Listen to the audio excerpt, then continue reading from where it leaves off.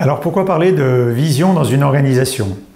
Le sens de construire, de partager une vision, c'est de pouvoir identifier les finalités de l'organisation et d'avoir une sorte de boussole qui donne vraiment une direction à tout à chacun dans l'organisation. Après le sens, comment observer le contenu d'une vision? Il y a en fait deux éléments principaux, les fondamentaux, qu'on peut appeler comme ça car ils vont plutôt être statiques, ne pas être changés fréquemment, même s'ils peuvent évoluer.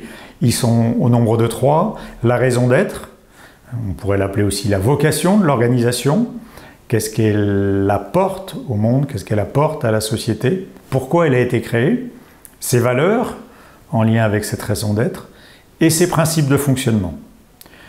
Cette première partie, plutôt statique, est complétée par une autre plutôt dynamique qui font aussi partie de la vision et qui sont l'ambition, où veut arriver l'organisation à 3, 4 ou 5 ans, quels sont les axes stratégiques, c'est-à-dire comment elle compte s'y prendre pour y arriver. Et puis enfin, dernier point, quels vont être les plans d'action par axe stratégique, c'est-à-dire qu'est-ce qu'on va faire très concrètement pour tenter d'arriver à cette ambition.